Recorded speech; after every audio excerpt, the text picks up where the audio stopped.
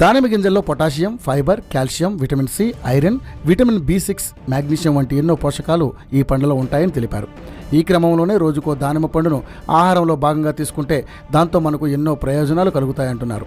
Anti ఆక్సిడెంట్లు, vitamin A, C వంటి పోషకాలు దానిమ్మ పండ్లలో పుష్కలంగా ఉండటం వల్ల క్యాన్సర్లు రావని చెబుతున్నారు. ప్రోస్టేట్ క్యాన్సర్, బ్రెస్ట్ క్యాన్సర్, ఊపిరితిత్తుల క్యాన్సర్లు రాకుండా ఉంటాయి. రక్తంలో ఉండే చెడు కొలెస్ట్రాల్ పోయి మంచి కొలెస్ట్రాల్ పెరుగుతుంది. తద్వారా గుండె జబ్బులు రాకుండా ఉంటాయంటున్నారు. ఇక సంతానం లేని వారికి దానిమ్మ పండును ఒక వరంగా చెప్పవచ్చని చెబుతున్నారు.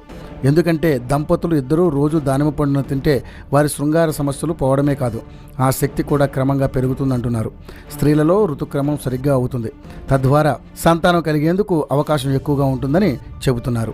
శరీర రోగనిరోధక శక్తి పెరుగుతుంది. బ్యాక్టీరియా, వైరస్ ఇన్ఫెక్షన్లు రాకుండా ఉంటాయి. రోగాల నుంచి రక్షణ లభిస్తుంది.